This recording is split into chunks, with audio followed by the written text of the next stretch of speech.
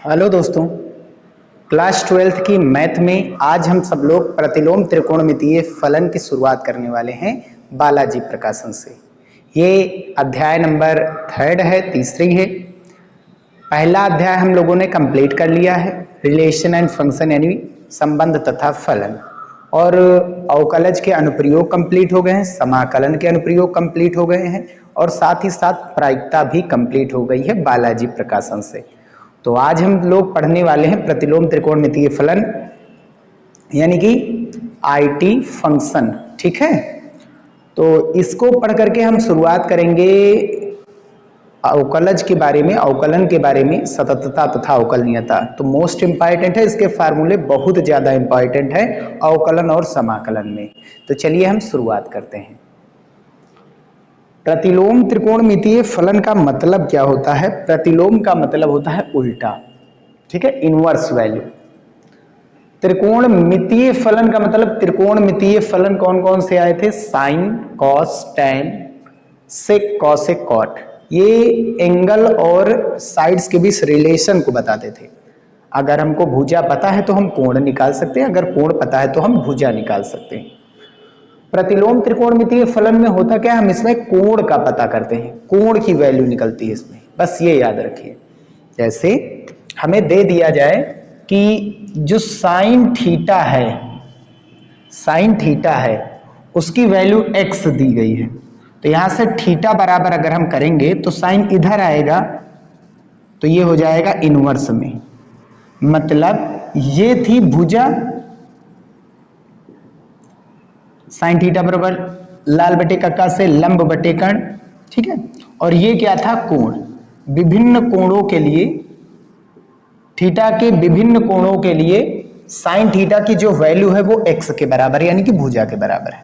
यहां से थीटा का मान अगर निकालेंगे तो साइन इधर आएगा, इनवर्स में हो जाएगा x के साथ, ठीक है। तो ये थीटा की x की वैल्यूज दे दी जाएंगी, वेरिएबल्स भुजाएं दे दी जाएंगी।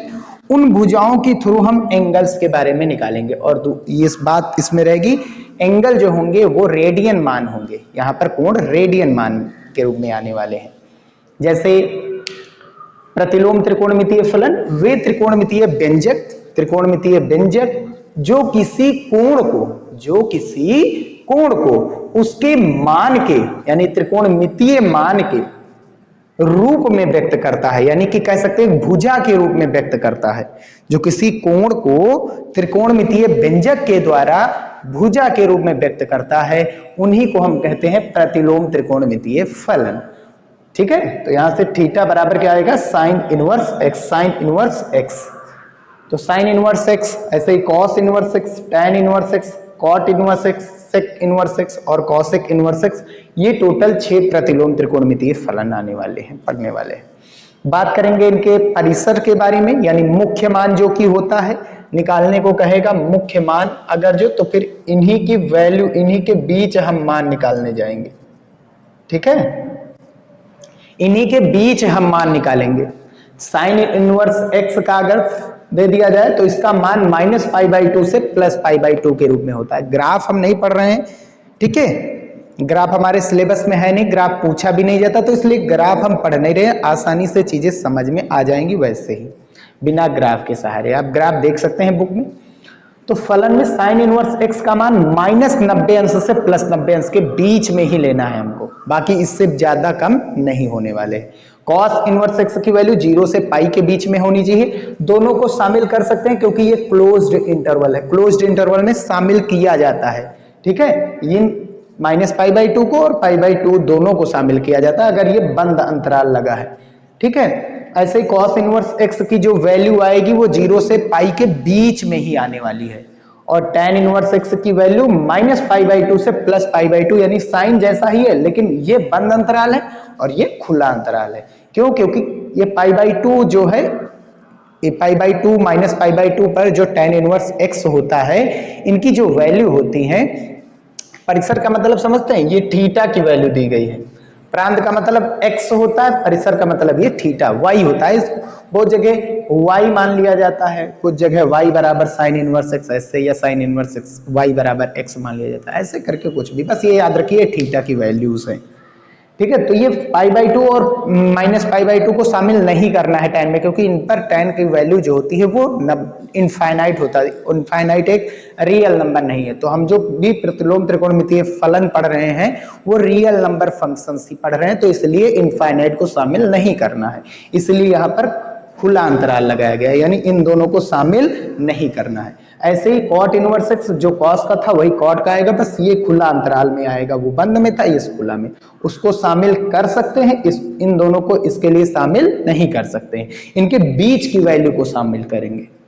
sec इनवर्स x में π/2 जो होता है, sec π/2 की वैल्यू वो होती है इनफाइनाइट, तो ये π/2 शामिल नहीं होगा, तो इसलिए जो cos का था उसी में से हम π/2 निकाल लेंगे, नहीं डालेंगे, बाकी सब डालेंगे।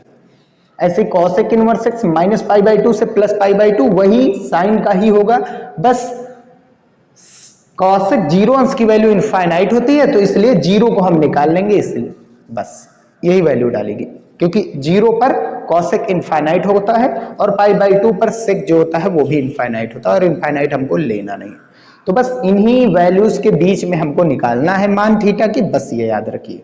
तो एक्सरसाइज की शुरुआत इन्हीं से होने वाली है।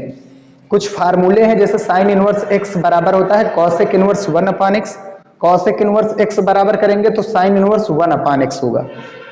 cos इनवर्स x को sec में, cos का उल्टा sec, cos को sec में बदलेंगे तो cos इनवर्स x बराबर sec इनवर्स 1/x, अगर जो sec इनवर्स x लिखा है तो cos इनवर्स x में बदलेंगे तो वो हो जाएगा 1/x। tan इनवर्स x बराबर cot इनवर्स 1/x और cot इनवर्स x बराबर tan इनवर्स 1/x। अब इनके बारे में थोड़ा सा जानकारी कर लेते हैं कैसे आया है। तो पहला हम प्रूफ कर रहे हैं कि जो साइन इनवर्स x होता है ये cosec इनवर्स x के बराबर, cosec इनवर्स 1/x के बराबर कैसे आया। तो LHS बराबर, LHS हम लेकर के हल करेंगे। तो साइन इनवर्स x ये थीटा ही तो है, थीटा की ही तो वैल्यू होती है, ये थीटा की ही वैल्यू है, इनवर्स वाली वैल्यू जो है वो थीटा की ही वैल्यू है ना। तो यहां से अगर हम x बराबर निकालेंगे तो x बराबर हो जाएगा, साइन इधर आएगा तो साइन थीटा। अब क्योंकि हमने फार्मूला पढ़ा है जो साइन थीटा होता है वो 1/cosec थीटा के बराबर होता है, ठीक है। तो x बराबर कितना हो जाएगा, साइन थीटा को हम लिख सकते हैं 1/cosec थीटा, थीटा इन दोनों को आपस में इंटरचेंज करेंगे तो cosec थीटा बराबर कितना हो जाएगा 1/x। अगर थीटा की वैल्यू निकालेंगे तो cosec इनवर्स 1/x हो जाएगा, और थीटा क्या माना गया था, थीटा किसके इक्वल माना गया था, देखो थीटा साइन इनवर्स x की जगह पर माना गया था, तो थीटा की जगह पर क्या आ जाएगा साइन इनवर्स x बराबर कितना हो गया, देखिए cosec इनवर्स 1/x। और ऐसे ही सभी सिद्ध करते हुए चले जाएंगे, बस भुजा ही तो उल्टी होती है, कोण तो वैसे ही रहते हैं, बस भुजा उल्टी हो जाती है ना। ये है इसका। अब जैसे ये व्युत्क्रम संबंध है, अब ये देखिए वैल्यू, जैसे साइन माइनस का theta minus sine theta, cos minus का थीटा प्लस कॉस थीटा आया था, वैसे ही यहाँ पर साइन इनवर्स अगर माइनस का x दे दिया जाए तो ये माइनस का साइन इनवर्स x होगा, और अगर cosec इनवर्स माइनस x होगा तो ये भी माइनस का cosec इनवर्स x हो जाएगा। cos इनवर्स माइनस का x जो होता है वो pi minus cos inverse x होता है, ये याद रखिए, ये pi minus cos inverse x होता है, और sec इनवर्स माइनस x बराबर pi minus sec inverse x। अभी प्रूफ कराएंगे, देखिए tan इनवर्स माइनस x होगा तो माइनस को tan इनवर्स से लिख सकते हैं, उसको माइनस बाहर आ जाएगा, cot इनवर्स माइनस x है तो माइनस बाहर आ जाएगा, माइनस का cot इनवर्स x हो जाएगा, ठीक है। इसका हम प्रूफ भी देख लेते हैं, है ना।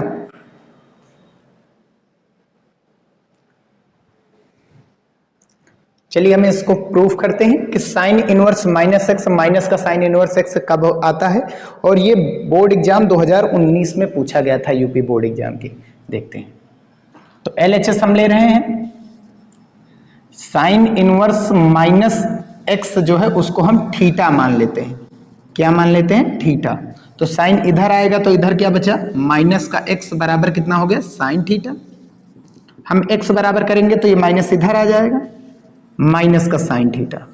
अब क्योंकि हमने एक फार्मूला पढ़ा है, कौन सा फार्मूला, कि साइन जो माइनस का थीटा होता है वो माइनस साइन थीटा होता है ना। अगर माइनस बाहर लिखा है तो उसको हम अंदर ला सकते हैं, और अगर अंदर है तो उसको बाहर। तो ये माइनस का एंगल, हम माइनस का चिन्ह हम अंदर ला सकते हैं। x बराबर साइन, ये माइनस का थीटा जो होता है वो माइनस साइन थीटा होता है। माइनस साइन थीटा तो साइन माइनस का थीटा हो जाएगा। अब साइन को इधर ले आएंगे तो इनवर्स में हो जाएगा x के रूप में, और इधर कितना बचा माइनस का थीटा। हल करेंगे, यहां से माइनस इधर ट्रांसफर करेंगे तो थीटा बराबर हो गया माइनस का साइन इनवर्स x हो जाएगा ना भाई। ये माइनस इधर ट्रांसफर किया। अब थीटा क्या माना गया था, थीटा को क्या माना गया था, साइन इनवर्स माइनस x। तो थीटा की जगह पर ये पुट कर देंगे। थीटा की जगह पर क्या माना गया था, साइन इनवर्स माइनस x, और जो कि किसके बराबर आया है, माइनस का साइन इनवर्स x के बराबर आया। यही हो गया बराबर में RHS, या हेंस प्रूव्ड। ऐसे ही हम ये वाला प्रूफ करते हैं, सेकंड वाला। ये भी पूछा गया है, प्रूफ करना है। प्रूव दैट कि कॉस इनवर्स माइनस का x जो है वो होता है बराबर में पाई माइनस का कॉस इनवर्स x। ठीक है, LHS लेते हैं, सेम वही रूल लगाएंगे जो इसमें लगाए थे, सभी में वही रूल लगाना है, कुछ भी कहीं अलग नहीं करना है। तो जो LHS हमारा है कॉस इनवर्स माइनस x, उसको हम थीटा मान लेते हैं। ठीक है, अब कॉस को इधर लाएंगे तो माइनस का x किसके बराबर हो गया, कॉस इधर आ जाएगा ना थीटा के बराबर। अगर हम x की वैल्यू यहां से निकालेंगे, माइनस को इधर ट्रांसफर कर देंगे, x बराबर क्या हो गया, माइनस का कॉस थीटा। एक फार्मूला है यहाँ पर भैया, कौन सा फार्मूला, कि कॉस 180 अंश माइनस थीटा जो होता है वो माइनस का कॉस थीटा होता है ना। कॉस, भाई कॉस को कॉस में लाना है तो 180 में से ही तो घटाएंगे। कॉस 180 अंश minus theta minus cos theta होता है। तो माइनस कॉस 180 का मतलब क्या होता है, यहाँ पाई के रूप में रखना है। 180 मतलब पाई, रेडियन मान। ठीक है, तो माइनस के कॉस थीटा को हम क्या लिख सकते हैं, माइनस के कॉस थीटा को हम कॉस पाई माइनस थीटा लिख सकते हैं। तो x बराबर हो गया कॉस पाई माइनस थीटा। अब कॉस को इधर लाएंगे इनवर्स में हो जाएगा, कॉस को इधर लाएंगे इनवर्स में हो जाएगा, तो कॉस इनवर्स x हो जाएगा, और इधर कितना बचा है, पाई माइनस थीटा। ठीक है, अब थीटा को इधर ले जाएंगे और इनको दोनों को आपस में इंटरचेंज कर रहे हैं ना। थीटा उधर गया तो प्लस का हो जाएगा, और कॉस इनवर्स x इधर आएगा तो माइनस का हो जाएगा, है ना। अब थीटा हमने क्या माना था, थीटा हमने क्या माना था, ये वाली वैल्यू हमने थीटा मानी थी, कॉस इनवर्स माइनस x। तो कॉस इनवर्स माइनस x बराबर कितना हो गया, देखो pi minus cos inverse x, hence proved, या बराबर में लिख दीजिए RHS। ठीक है, ये इतने फार्मूले हम आज कंप्लीट कर रहे हैं। नेक्स्ट लेक्चर में हम आगे के फार्मूलेस को देखेंगे, उससे पहले हम एक्सरसाइज के क्वेश्चंस को भी सॉल्व कर लेते हैं। चलिए क्वेश्चन सॉल्व करते हैं।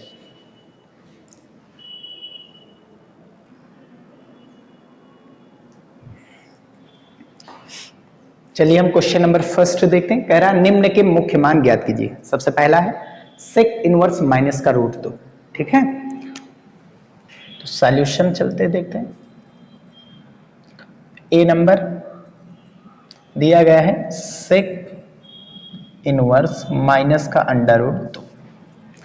दो तरीके से मान सॉल्व कर सकते हैं, एक तो फार्मूला मेथड है और दूसरा इसको थीटा के इक्वल मान करके हम इससे सॉल्व कर सकते हैं। ठीक है, चलिए तो फार्मूला मेथड की ओर चलते हैं।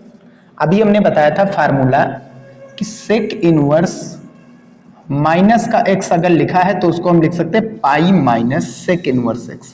पाई में से घटाते हैं x को, जो भी इनवर्स के बाद लिखा रहता है उसको x कहते हैं, वेरिएबल वही भुजाएं होती है। यहाँ x की वैल्यू देखो कितनी है, रूट का 2। हल करेंगे तो ये हो जाएगा सेक इनवर्स माइनस x को क्या लिख सकते हैं, pi minus sec inverse x की जगह पर कितना आया, रूट का 2। रूट 2 किसकी वैल्यू होती है, ये तो बहुत जरूरी बात है कि मान पता होने चाहिए सभी त्रिकोणमितीय फलन के, तभी सॉल्व कर सकते हैं, नहीं तो सॉल्व नहीं हो पाएंगे। आप चाहे सेक इनवर्स x को कॉस इनवर्स x में चेंज कर सकते हैं, बस रूट 2 की जगह 1/√2 हो जाता है फार्मूले से, लेकिन हम ऐसे ही सॉल्व करेंगे क्योंकि हम लोग जानते हैं कि जो सेक इनवर्स रूट 2 होता है वो किसकी वैल्यू होती है, रूट 2 सेक के लिए सेक पाई बाई 4, 45 अंश की जो वैल्यू होती है वो √2 होती है। अब सेक इनवर्स से सेक गायब हो जाएंगे। एक ध्यान दीजिए, अगर लिखा है साइन इनवर्स ब्रैकेट में साइन x, तो इसको सॉल्व करने पर x मिलेगा। ये दोनों एक दूसरे को क्या कर देते हैं, निरस्त कर देते हैं, और बचेगा क्या, केवल x। तो सेक इनवर्स और सेक निरस्त हो जाएंगे, बचेगा क्या, पाई बाई 4। आगे पाई माइनस पाई बाई 4, तो 4 × 4 में से 1 गया, कितना बचा, 3, पाई के बटे में 4, और यही इसकी क्या बन जाएगी, फाइनल वैल्यू। अब 3 पाई बाई 4 का मतलब क्या हो, पाई बाई 4 का मतलब हुआ 45, 3 से गुणा कराएंगे 135, और सेक इनवर्स देखो 0 से पाई के बीच में ही है, यहां से देख सकते हैं अंश छोटा हर बड़ा है। 0 से पाई मतलब पाई बाई 2 होगा नहीं, 0 से पाई कुछ भी वैल्यू हो, और ये 0 से पाई के बीच बिलोंग्स कर रहा है। ठीक है, चलिए अब हम आगे बढ़ते हैं। क्वेश्चन नंबर बी देखते हैं। कह रहा है tan इनवर्स रूट का जो 3 होता है उसकी वैल्यू निकालनी है। तो पॉजिटिव है, tan इनवर्स √3 किसकी वैल्यू होती, 60 अंश की। ठीक है भाई, ये चीजें तो जानकारी होनी ही चाहिए कि पाई को हम क्या लिख सकते हैं, 180 अंश से लिखते हैं पाई को, और 2 पाई को क्या लिखते हैं, 360 अंश। ठीक है, पाई बाई 2 को क्या लिखेंगे, पाई बाई 2 को क्या लिखेंगे, 90 अंश। क्या लिखते हैं, 90 अंश। ठीक है, पाई बाई 3 को क्या लिखेंगे, पाई बाई 3 को हम लिखते हैं 60 अंश। पाई का मतलब 180, 180 का 3 से भाग कराएंगे तो 60। ठीक है, पाई बाई 4 को हम क्या लिख सकते हैं, 45 अंश। ऐसे ही पाई बाई 6 को हम क्या लिख सकते हैं, 30 अंश। भाई पाई का मतलब 180, 180 को 6 से भाग कराएंगे तो कितना आएगा, 30 ही तो आएगा। ठीक है ना। अब कुछ आगे बढ़ा देते हैं, जैसे अगर हमको चाहिए 270 की बात छोड़िए, यहाँ 3 से गुणा करा देंगे वो 270। यहां से देखिए 60 है, 120 की वैल्यू चाहिए, 60 दूनी 120 होता है ना, 2 से इधर गुणा 2 से इधर गुणा, तो ये कितना हो जाएगा, 2 पाई बटा 3, 120 अंश हो गया। 3 पाई बाई 4 कितना हो गया, देखो पाई बाई 4 कितना होता है, 45, 45 का गुणा 3 से कराएंगे 135 अंश। ऐसे ही इसका देखिए, इसके लिए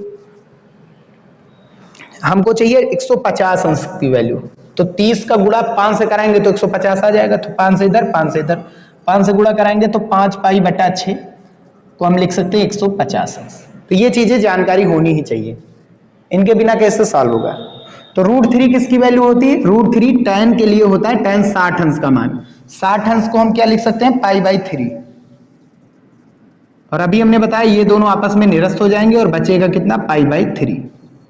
यही बन जाएगा इसका आंसर। सी नंबर देखते हैं, क्या दिया गया, कॉसेक इनवर्स माइनस का √2, और हमने बताया था फार्मूला जो कॉसेक इनवर्स माइनस x होता है, ये इक्वल होता है माइनस का कॉसेक इनवर्स x के। माइनस बाहर आ जाता है, तो माइनस बाहर आ जाएगा, तो माइनस का कॉसेक इनवर्स कितना बचा अंदर, √2। अब √2 किसका मान होता है, कॉसेक, क्योंकि बाहर कॉसेक है तो अंदर भी कॉसेक आना चाहिए, तभी तो निरस्त होंगे। तो ये कितने अंश का मान होता है, कॉसेक 45 अंश का मान होता है। 45 अंश का मान √2 होता है। ठीक है, 45 को क्या लिख सकते हैं, पाई बाई 4। अब ये दोनों निरस्त हो जाएंगे, बचेगा कितना, माइनस का पाई बाई 4। क्या बिलोंग्स कर रहा है, हाँ बिल्कुल बिलोंग्स कर रहा है। कॉसेक के लिए देखिए माइनस पाई बाई 2 से कितना होता है, पाई बाई 2, यानी -90 से +90 के बीच है माइनस का 45। अब सी हो गया। क्वेश्चन नंबर डी देखते हैं, क्या है डी, कॉस इनवर्स माइनस का 1/√2। ये बिल्कुल सेम ऐसे ही है, वही चीज है। कॉस माइनस का x क्या होता है, pi minus cos inverse x होता है। पाई में से घटाते हैं तब ये माइनस कैंसिल होता है। अब कॉस इनवर्स 1/√2 किसका मान होता है, कॉस 45 अंश का मान। 45 को क्या लिख सकते हैं, पाई बाई 4। अब ये दोनों निरस्त हो जाएंगे तो बचा कितना, पाई माइनस पाई बाई 4। ठीक है, हल करने के लिए करेंगे क्या, 4 × 4 में से 1 पाई गया, तो बचा 3 पाई बटे के 4। ये बन जाएगा इसका प्रॉपर आंसर।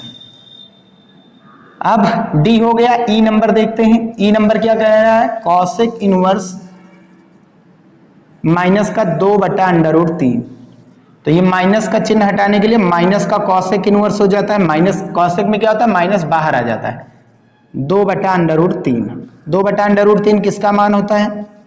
2/√3 जो होता है ये कॉसेक 60 अंश का मान होता है कि 30 अंश का मान होता है? ये 60 अंश का मान होता है, क्योंकि ये साइन 60 अंश का मान है। √3/2 साइन 60 अंश का मान √3/2, तो कॉसेक 60 अंश का मान 2/√3, क्योंकि ये दोनों एक दूसरे के उल्टे होते हैं। 60 अंश का मान है, 60 अंश को हम क्या लिख सकते हैं? π/3। ये निरस्त हो जाएंगे तो आंसर कितना आया? माइनस का π/3। ये बन जाएगा इसका आंसर। ठीक है, अब आगे देखते हैं। ई हो गया। एफ नंबर देखते हैं। क्वेश्चन नंबर एफ क्या कह रहा है? कॉस इनवर्स माइनस का √3/2 को हम क्या लिख सकते हैं? पाई माइनस कॉस हटाएंगे, cos minus cos inverse minus x होता है, pi minus cos inverse x, cos inverse x यानी √3/2। √3/2 किसकी वैल्यू होती? पाई माइनस √3/2 कॉस 60 अंश का मान 30 अंश का मान होता है। कॉस 30 अंश का मान है √3/2। 30 को क्या लिख सकते हैं? π/6। ये कॉस π/6 की वैल्यू। ये दोनों निरस्त हो जाएंगे, बचा कितना? Pi minus π/6। 6 एकन 6 में से 1 गया, कितना बचा? 5। 5 π/6। 5 π/6 किसका मान होता है? 5 π/6 150, 150 अंश का मान। और कॉस का मान 0 से पाई यानी 180 के बीच होना चाहिए, और 150 आ रहा है, बीच में ही है। मुख्य मान ही है, मुख्य मान ही है, इसमें जो व्यापक मान है वो नहीं है, n के रूप में, n के टर्म में नहीं है। चलिए इसे इरेज करके हम आगे देखते हैं क्वेश्चन को।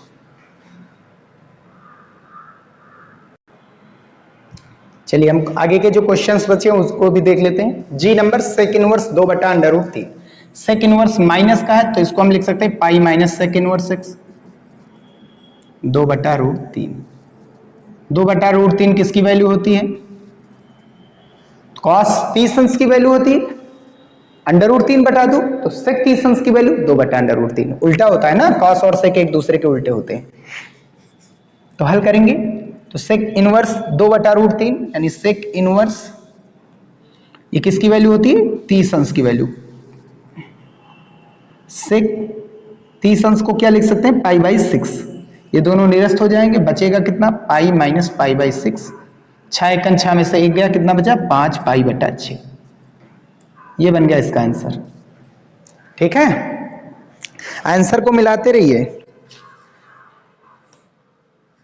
ठीक, आंसर आएंगे सभी। ठीक है, H tan inverse minus x जो होता है वो किसके इक्वल होता है? माइनस के tan इनवर्स एक्स के इक्वल होता है। फार्मूले आगे लिख लीजिएगा, तब लगाइएगा, सामने फार्मूले रहेंगे तो डायरेक्ट हल होता चलता रहेगा। ठीक है, ये हो जाएगा माइनस का tan इनवर्स, माइनस बाहर आ जाता है, 1/√3। 1/√3 किसकी वैल्यू होती है? 1/√3 जो होती है tan 30 अंश की वैल्यू होती है। 30 अंश को क्या लिख सकते हैं? π/4, tan π/6। ठीक है, 180 को 6 से भाग करेंगे तभी 30 अंश आएगा। tan tan निरस्त हो जाएंगे, आंसर आएगा माइनस का π/6। ये बन गया इसका आंसर। ये देखते हैं cos इनवर्स माइनस एक्स जो होता है किसके इक्वल होता है? Formula pi minus cos inverse x के, है ना। तो हल करेंगे तो पाई माइनस का चिन्ह आगे आ जाएगा, cos इनवर्स 1/2 है ना। 1/2 60 अंश का मान होता है cos के लिए ना, क्योंकि सामने cos है तो अंदर cos की ही वैल्यू डालेंगे, तभी तो दोनों निरस्त होंगे। cos 60 अंश का मान, 60 को क्या लिख सकते हैं? π/3। ये निरस्त हो जाएंगे तो बचा कितना? Pi minus π/3। 3 एकन 3 में से 1 गया, कितना बचा? 2। 2 π/3। ये बन गए पहले क्वेश्चंस के आंसर। ठीक है, समझ लीजिएगा, अच्छे से समझिएगा। छोटे क्वेश्चंस को सब सॉल्व कर लेंगे तो बड़े वाले आसानी से सॉल्व हो जाएंगे। अब चलिए हम बात करते हैं क्वेश्चन नंबर 2 की। तो जितने भर के हो जाएंगे कंप्लीट कर लेंगे, है ना, ऐसा हाथ।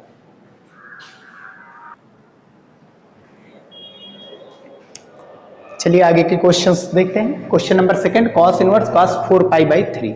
4π/3 का मतलब क्या होता है? π/3 का मतलब क्या होता है? π/3 का मतलब 60 अंश, 60 अंश। 60 का 4 से गुणा करेंगे तो 240। तो 4π/3 जो होता है वो 240 अंश का मान होता है, ठीक है। और cos इनवर्स की जो वैल्यू होती, ये पूरी जो वैल्यू होगी, ये पूरी वैल्यू जो होगी वो 0 से पाई के बीच होनी चाहिए।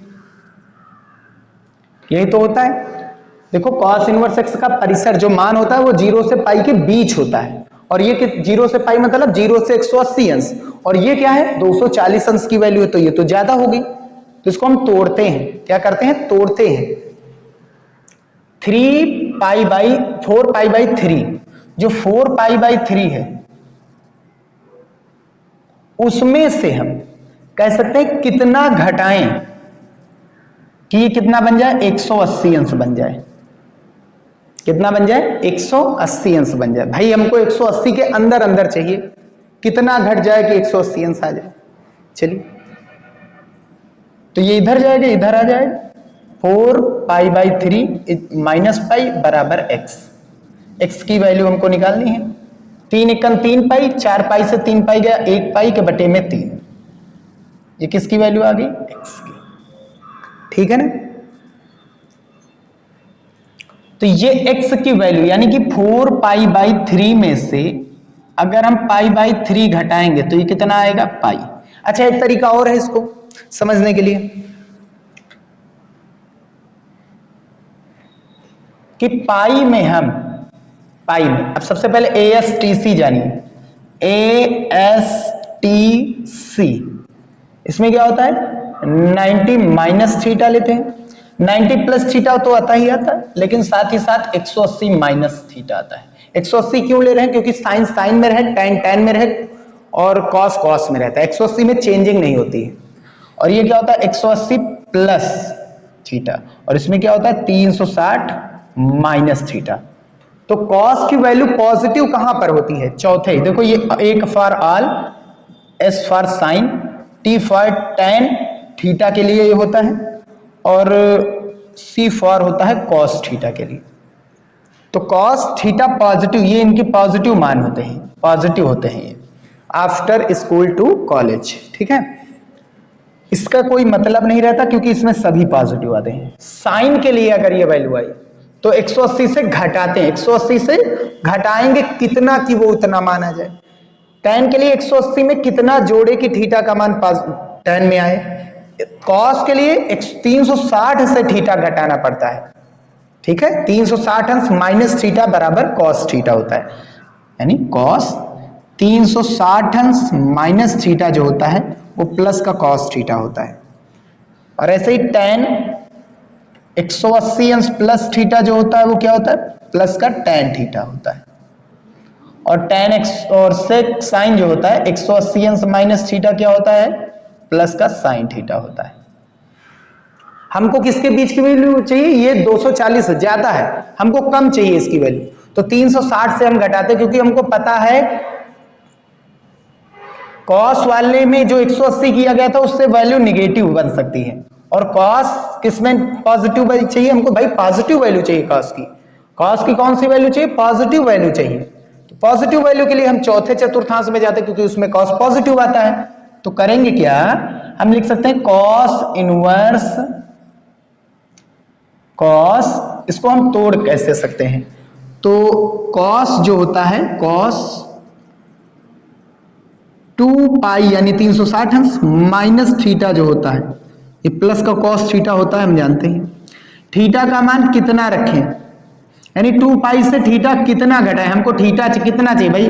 थीटा की वैल्यू हमको कितनी चाहिए? देखो 4π/3 चाहिए, तो 2 पाई से थीटा कितना घटाया जाए? 2 पाई से हम थीटा का मान क्या घटाएं कि वो वैल्यू हमारी कितनी मिल जाए? 4π/3 मिल जाए। यहां पे थीटा डालेंगे तो cos थीटा यानी 4π/3 आएगा। तो हल करेंगे 2 पाई से कितना घटाएं हम कि 4π/3 चाहिए, हमको 4π/3 चाहिए, बस ये चीज याद रखिए। तो हम थीटा इधर लाएंगे, 4π/3 इधर लाएंगे, तो 2 पाई माइनस 4π/3 इधर आया, और इधर थीटा पॉजिटिव। 3 दूनी 6 में से 2 गया, 3 दूनी 6 में से 4 गया, 2 पाई बटा 3 बराबर क्या आ गया थीटा। 2 पाई बटा 3 किसकी वैल्यू होती है? 2 पाई बटा 3 किसकी वैल्यू होती है? 2 पाई बटा 3 120। 120 0 से पाई के बीच होता है, 180 के बीच होता है। तो ये कोई जरूरी नहीं कि 4 पाई बाई 3 जो है 4 पाई बाई 3 की वैल्यू cos 4 पाई बाई 3 की वैल्यू वही है जो cos 2 पाई बाई 3 की होती है, यही होती है। ये चीज हम यहां पर डालेंगे, यही फार्मूले का सहारा लेंगे। cos इनवर्स cos 2 पाई में से अगर हम 2 पाई बाई 3 घटाएंगे तो ये कितना बच जाएगा हमारे पास? 4 पाई बाई 3, ये याद रखिए। तो 4 पाई बाई 3 क्या होता है? 4 पाई बाई 3 को हम क्या लिख सकते हैं? 360 से अगर हम 120 अंश घटाएंगे, 2 पाई बाई 3 घटाएंगे तो ये हो जाएगा 4 पाई बाई 3 यानी 240 अंश। थोड़ा ध्यान से देखिए, अभी सब समझ में आ जाएगा। cos 360 अंश माइनस थीटा क्या होता है? cos थीटा होता है। थीटा की वैल्यू कितनी है? 2 पाई बाई 3 और बाहर कितना है? cos inverse. अब ये दोनों आपस में निरस्त हो जाएंगे, वैल्यू कितनी आ गई? 2 पाई बाई 3 यानी 120 अंश। 0 से पाई के बीच में है, ये विलॉन्ग्स नहीं कर रहा है 0 से पाई के बीच में।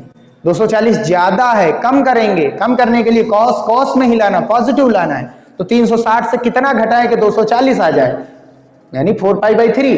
तो 360 से हम 2 पाई बाई 3 घटाएंगे, 120 घटाएंगे तो 240 आ जाएगा। यही किया गया है। ठीक, ये देखते हैं 2 पाई बाई 3 किसकी वैल्यू होती है? 2 पाई बाई 3 किसकी वैल्यू होती है? यहां से हम देख सकते हैं 2 पाई बाई 3 कितनी होती है? 120 अंश की। और साइन इनवर्स के लिए, साइन इनवर्स की जो ये अंदर वाली वैल्यू है, अंदर वाली वैल्यू जो है वो माइनस पाई बाई 2 से कहां तक होनी चाहिए? पाई बाई 2 के बीच होनी चाहिए, होनी चाहिए कि नहीं? और ये यानी माइनस 90 से प्लस 90 के बीच हो। और ये जो वैल्यू है, ये जो वैल्यू है माइनस 90 से प्लस 90, ये जो वैल्यू दी गई है 2 पाई बाई 3, ये कितने की है? 120, यानी ये तो 90 से ज्यादा निकल गया। इसको कम करना है तो क्या करेंगे? साइन इनवर्स अंदर वाले साइन 180 अंश में से कितना घटाएं मान कि 2 पाई बाई 3 आ जाए। तो 180 से कितना घटाया जाए? 180 मतलब पाई से कितना घटा दें कि हमको कितनी वैल्यू चाहिए? 2 पाई बाई 3, क्योंकि 180 माइनस थीटा साइन का होता है plus sine theta. 180 plus theta जो होता है, 180 क्यों लेते हैं? क्योंकि साइन साइन में आएगा। 360 यहां क्यों लिए? क्योंकि इंटरचेंजिंग नहीं होती 180 और 360 में, ठीक है ना? तो ये थीटा इधर जाएगा और ये इधर आएगा, तो pi minus 2 pi by 3 is equals to कितना बन गया? थीटा। 3 एकम 3 में से 2 गया, कितना बचा? 1 पाई बाई 3, यानी थीटा का मान कितना रखें? तो पाई बाई 3 घटाएंगे, पाई बाई 3, पाई में से यानी 180 से थीटा कितना आया? पाई बाई 3। अगर ये घटेगा तो ये जो वैल्यू है, ठीक है, थीटा कितना है? Pi by 3। तो पाई में से पाई बाई 3 घटाएंगे तो 2 पाई बाई 3 आ जाएगा भाई। 3 एकम 3 में से 1 गया, 2 पाई बटे 3। साइन साइन निरस्त हो जाएंगे, इसको सॉल्व करेंगे। 3 एकम सबसे पहले अभी रुक जाइए, अभी थोड़ा फार्मूला लगाना है। साइन 180 अंश माइनस थीटा क्या होता है? साइन थीटा होता है। थीटा का मान कितना है? Pi by 3। Sine 180 minus theta रख दीजिए, कोई दिक्कत नहीं, साइन थीटा होता है, ठीक है ना? तो साइन साइन निरस्त हो जाएगा, आंसर कितना आ जाएगा? पाई बाई 3। और जो कि विलॉन्ग्स कर रहा है माइनस पाई बाई 2 से प्लस पाई बाई 2 के बीच, 60 अंश होता है। यहां से देखते हैं 3 पाई बाई 4 की वैल्यू क्या होती है? 3 पाई बाई 4 का मतलब होता है 135 अंश। देखिए, और tan के लिए है tan माइनस पाई बाई 2 से प्लस पाई बाई 2 के बीच होता है। ये तो ज्यादा हो गया, माइनस 90 से प्लस 90 के ज्यादा हो गया। तो हम क्या जानते हैं? फार्मूला एक पढ़े हैं कि tan 180 अंश प्लस थीटा जो होता है वो प्लस का tan थीटा होता है, ठीक है? पॉजिटिव लाना है तो 180 प्लस लगाएंगे, अगर नेगेटिव लाना रहता तो माइनस वाला लगा सकते थे, ठीक है ना? तो 180 का मतलब पाई, पाई में कितना जोड़े? पाई में कितना जोड़े? हमने मान लिया थीटा जोड़ेंगे तो कितना आना चाहिए? 3 पाई बाई 4 आना चाहिए। तो थीटा, ये पाई इधर जाएगा तो थीटा की वैल्यू क्या बन जाएगी? यहां से थीटा बराबर 3π/4 माइनस ये पाई इधर आ गया, तो 4 एकन 4 माइनस का 4π प्लस का 3π माइनस का π/4। ठीक है, तो यहां से डालेंगे tan 180 की जगह पर कितना डालना है, माइनस का π/4। 180 मतलब पाई, ठीक है, और इसकी जगह पर हमको कितना डालना, माइनस का π/4, और बाहर कितना है हमारे पास, tan इनवर्स है।